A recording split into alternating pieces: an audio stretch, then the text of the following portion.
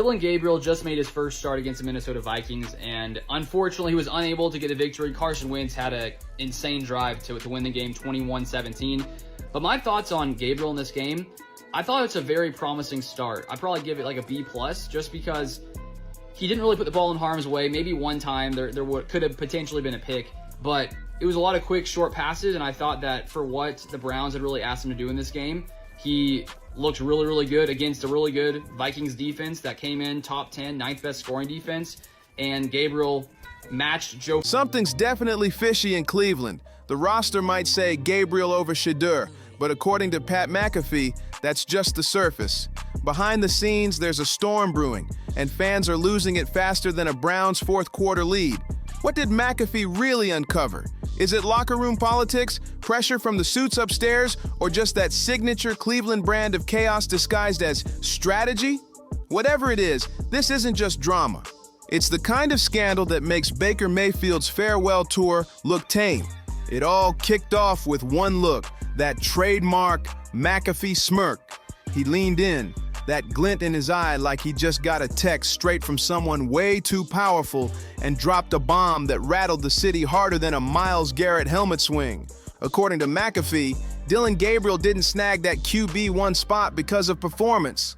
Oh no, there's something deeper, something cooked up inside Berea's walls, something no one's ready to admit. Kind of ending to it all. That was supposed to be a very glorious year, which it certainly was for a large portion of it. And Dillon Gabriel, if he can execute the offense, why not? We saw Joe Flacco punt a couple times with his arm. Yep. We saw some bad Joe Flacco, even though we had seen some great Joe Flacco for the Cleveland Browns a couple years back. Feels like a quarterback change was inevitable. And with how good their defense is, I don't think it's over for this Cleveland Browns team. If Dillon Gabriel can come in there and play some ball, why? Dillon Gabriel is his size, which is certainly not the size of other quarterbacks. Certainly Carson Wentz, who is very tall. I mean Carson is a big boy, large individual. But let's talk about Dillon Gabriel. And the only knock really is, can he see? Is he going to be able to handle it all? How about some big-time shots? We've seen undersized, and we're only saying undersized because in real life they're normal size. More athletic, more jacked than most people. On a football field, though, at that particular position with who you're standing behind and who is trying to tackle you, size. Suddenly, the Browns' front office looked like they'd seen a ghost wearing a bright Colorado hoodie. Now, let's be real. Browns fans are no strangers to dysfunction. It's basically part of the team's DNA. But this time, things feel different. This has layers. Real political, shady layers. Gabriel, the quiet new guy, somehow skipped the whole competition line like he had a golden ticket, landing himself in QB1 territory overnight. Meanwhile, Shedeur Sanders, the golden name, the spark everyone believed in, the guy fans were buying jerseys for before his first snap, got pushed aside like a rookie sitting at a veteran poker table. The streets are buzzing and everyone's asking the same thing. Who's really calling the shots in Cleveland? When McAfee spilled what was really going on, that poker table didn't just flip, it exploded. According to the whispers and McAfee's source with a memory sharper than a lie detector, this whole mess had nothing to do with performance. It was pure politics, baby. It was about comfort, control, and playing it safe instead of betting on raw fire. Coach Stefanski, the man known for playing chess when others play checkers, apparently didn't want the chaos that comes with personality. He wanted predictability. But Shedeur Sanders, he's anything but predictable. Better than Dillon Gabriel. He just is. If Shedeur had started from the start, game one against Cincinnati at home, they would be the talk of the NFL right now because I look at the fourth quarter yesterday, they go 0 for 4 on third down because Dillon was playing not to lose. Don't throw it to them, don't put it on the ground. And he did a great job of that. But on one of those third downs, you have to try to make a play to win the football game. And trust me, no matter what Stefanski called, Shedeur would try to win the football game because it's how he was raised. You're going to make a play. He brings energy, swagger, and the kind of spark that either wins you games or sets the whole locker room on fire. The second McAfee dropped that revelation, the NFL world went straight into DEFCON 1. ESPN had emergency graphics flashing like it was breaking news, Reddit threads multiplied faster than conspiracy theories, and Cleveland talk radio, it sounded like they were reporting live from a natural disaster site. Everybody was demanding answers, and the Browns organization suddenly went silent. Real silent. Inside that locker room, the tension got so thick you could cut it with a helmet visor. One veteran reportedly said the place felt split like a high school cafeteria after a bad breakup. That's not the vibe you want before preseason even starts. But McAfee wasn't done. Oh no, he dropped another bomb. The decision to start Gabriel? It wasn't even unanimous. Word is, some of the assistant coaches knew Shedeur had that magic, that untouchable electricity you can't coach. The kind of confidence that either wins you rings or burns your whole house down trying. Stefanski, ever the cautious engineer, wanted structure, not sparks. He wanted clean tape, tidy film sessions, and zero headlines. But here's the thing. You think about whenever it comes to handling this entire situation. This is a tough situation for a third-round draft pick who's trying to make his career, and then a guy that's drafted 2 rounds after him is obviously the topic of conversation all offseason, all training camp, even when he gets his start, topic of conversation. He has maintained kind of locked-in, laser-like focus. I love the way he has handled it. He obviously has a chance with his arm. What do you expect from him with the Browns, and has he always been this guy that is like the utmost professional, seemingly here? Yeah, I'm with you. I go back to anytime you're looking at a young quarterback. I personally look at how many reps he had as a collegiate. Cleveland doesn't do safe. They've lived through safe so long it's practically a curse word. Safe got them 6-11, empty stadium seats, and a city full of emotional scars that still haven't healed. So when McAfee said what he said, it wasn't just a report, it was a rebellion. It felt like every Browns fan suddenly grabbed a megaphone and started yelling the same thing. What are we even doing anymore? Talk shows were calling it preseason sabotage. Twitter renamed the team the Cleveland Politics. And to top it all off, one die-hard fan parked right outside team facilities with a sign that read, "Start the star, not the substitute." Yeah, for a few years, and he went to Norman, played at Oklahoma, and then obviously finished it in Eugene. And the only reason I bring all that up is this guy's dealt with a lot of different circumstances and different kind of pressures, especially when he stepped up from UCF to Oklahoma. And so I think that really hardens a guy, you know, when you deal with the ups and downs of playing quarterback at some of these high-profile places and you have so many reps. You know, that's why I think Brock Purdy was able so quickly after a four-year starter at Iowa State to be able to step into the NFL and seed the game pretty quickly. And I think Dillon Gabriel reminds me of that. You know, he reminds me of a guy that had a ton of reps. You put him in that offense with Kevin Stefanski, who understands how to attack. You couldn't make this stuff up. Inside the building, though, the energy got dark, real dark. Tension turned to toxicity. Shedeur's body language said it all. Calm, collected, but quietly boiling, like a storm about to hit. You could feel that quiet fire every time he stepped on the practice field, like he was just waiting for that sweet "I told you so" moment. Meanwhile, the coaching staff was spiraling. Stefanski's poker face cracked wide open. Reporters noticed the nervous energy, the overcorrections in drills, the late-night film reviews, the way he kept tweaking plays nobody asked for. It didn't look like a confident coach making a call. It looked like a man trying to prove his call wasn't a mistake. Then came round 2. McAfee wasn't done stirring the pot. The very next day, he doubled down and dropped another truth grenade. He said the Browns front office itself was divided. Ownership loved the idea of Shedeur Sanders, the marketing, the hype, the ticket sales, the fan base expansion. The Sanders era had dollar signs written all over it. Because we want to see Shedeur, let's grade it fairly. That's all I'm saying. I graded it fairly. Like, you really want to, you said I want him to play bad so Shedeur could get I do, but some teachers might want this kid to do bad, but when he turned that test in, she just got to grade that. I believe Shedeur's better as well, but if we're going to grade, stop grading with bias. All right, Shedeur, grading without bias. QBR for the game. Dillon Gabriel was a 38 on He had a rookie after 3 days That of QBR practice. don't lie, man. It doesn't lie. Take the name off of it, bro. Just look at the numbers. The stats say. But Stefanski, nah, he wasn't buying it. He saw Shedeur as a project, a long-term investment, not a plug-and-play savior. So when Dillon Gabriel suddenly looked sharp during a couple of closed-door scrimmages, Stefanski saw it as his golden ticket out of the storm, his escape hatch. But what he didn't realize was that the moment he took it, he might have just opened the floodgates for the biggest controversy Cleveland's seen in years. He took it, and the second that truth hit social media, Cleveland exploded. The timeline went nuclear. Sports shows couldn't shut up, comparing it to the Baker versus Tyrod saga, but this time, the stakes were way higher.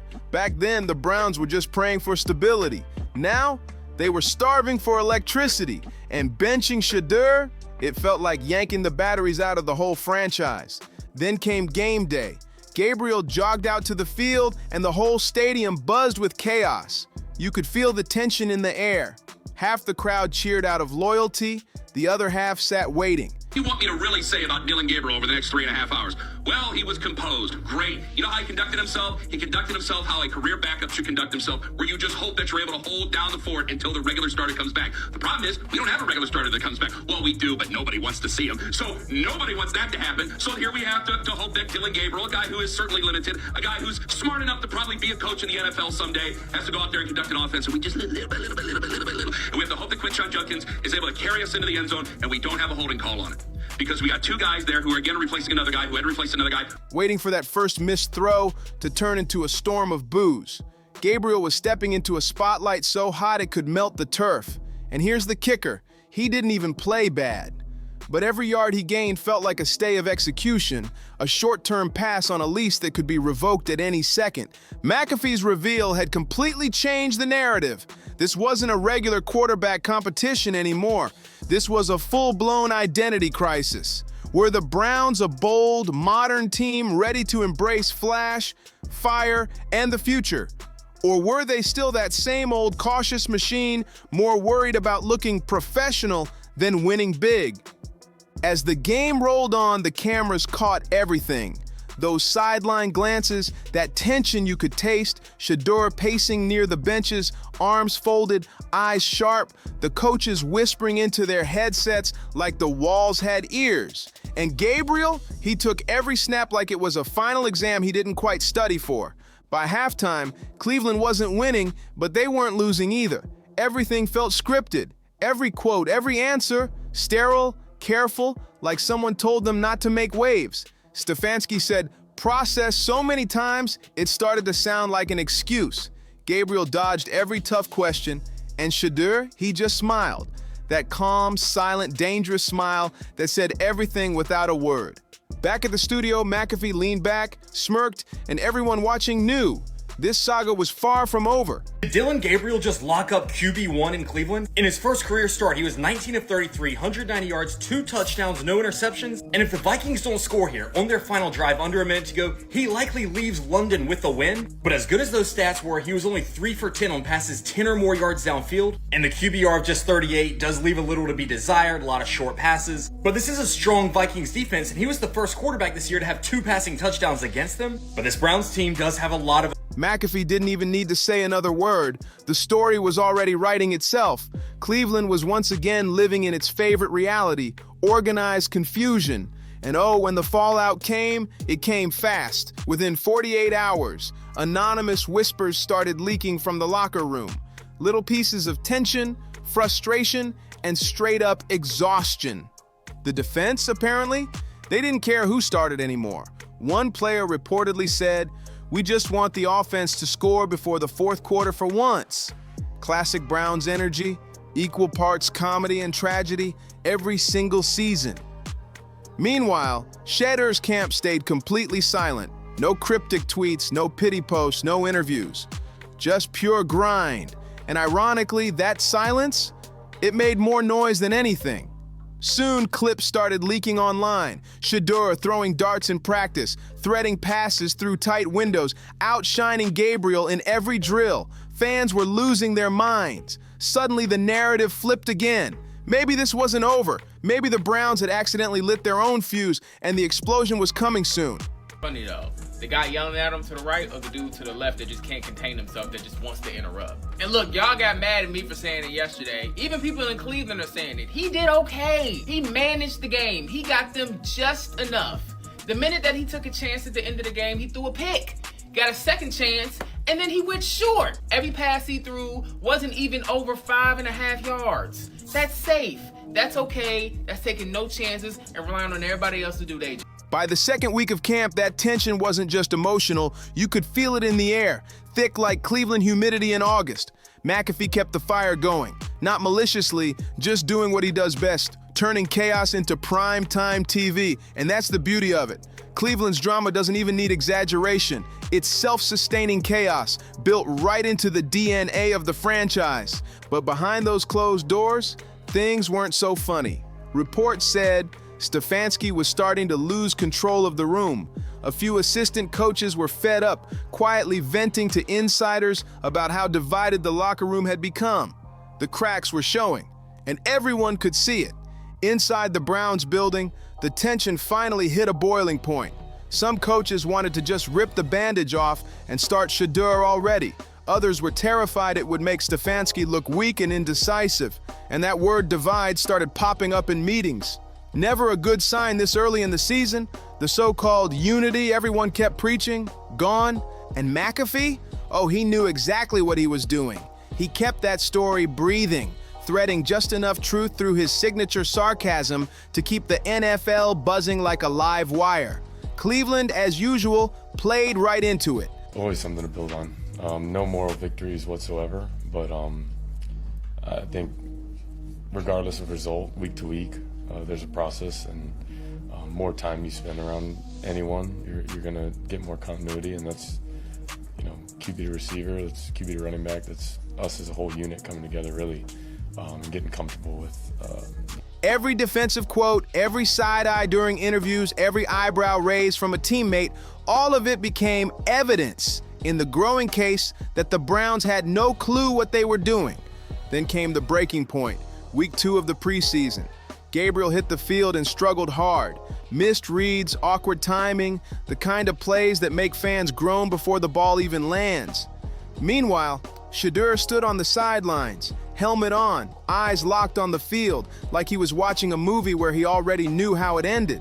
And in that moment, McAfee's so-called truth bomb started looking less like speculation and more like straight-up prophecy. After the game, the press conference room looked like a courtroom. Stefanski tried to sound calm, tried to act like he was in control, but the pressure was oozing through every word. Reporters started throwing questions like darts, quarterback evaluation, long-term plans, team confidence, and he dodged all of them. But by then, the damage was done. Fans had already made their decision, and it wasn't in Gabriel's favor. Social media was a riot, memes were flying, and the city was demanding a change.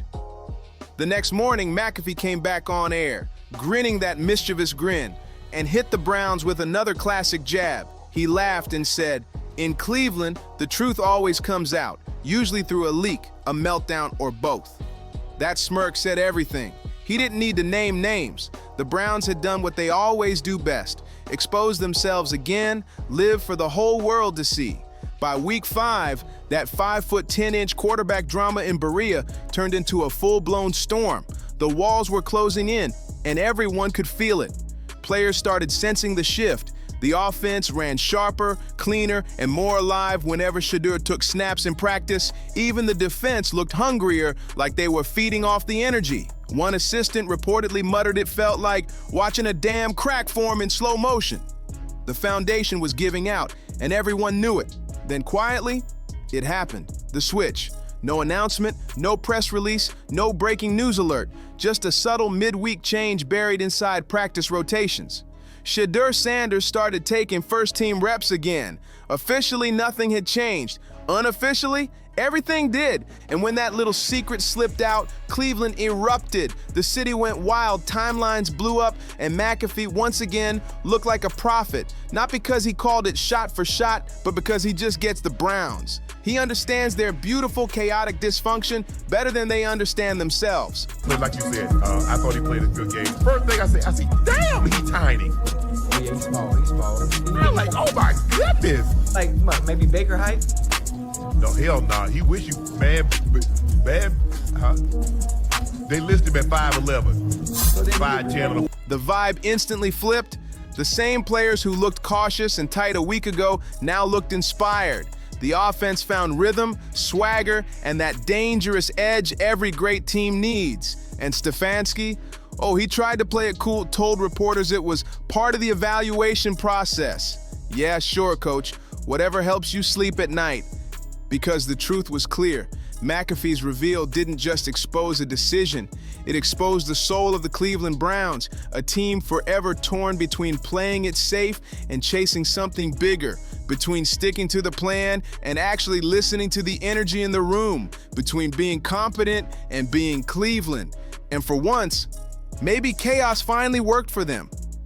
Because the moment Shedeur took that first team snap, something in the city shifted. The air felt different. The fans felt alive again. It wasn't about analytics anymore. It was about hope. That reckless, irrational, die-hard hope that only Browns fans truly understand. By week 3, something wild was happening. Cleveland looked different, energized, dangerous, still flawed, sure, but finally fun. The whole vibe had changed. Pat McAfee's name was everywhere, plastered across headlines, memes, and morning shows. Half the city adored him, the other half wanted him banned from the airwaves entirely.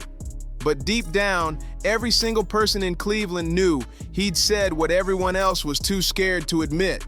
The Browns didn't have a quarterback problem. They had an identity crisis. Gabriel represented safety. Shedeur embodied risk. And in the NFL, playing it safe is the quickest way to lose big. You can't build legends by coloring inside the lines. As the dust settled and the Browns braced for another wild, unpredictable season, one truth stood taller than all the rest. Pat McAfee hadn't just revealed a secret, he had exposed Cleveland itself. Messy, passionate, unpredictable, and always balancing on that razor's edge between greatness and disaster. Sometimes both in the same quarter. Because in Cleveland, it's never just football, it's theater, it's chaos, it's faith wrapped in frustration. It's a city that lives for the drama and somehow keeps believing no matter how many times the heartbreak hits. And thanks to McAfee's little truth, the curtain got pulled back just enough for everyone to see how deep the madness really runs. And somehow, that's exactly what makes it beautiful. Now, if you made it this far, hit that like button, share your thoughts below, and don't forget to subscribe. We've got way more wild stories coming your way. See you on the next one.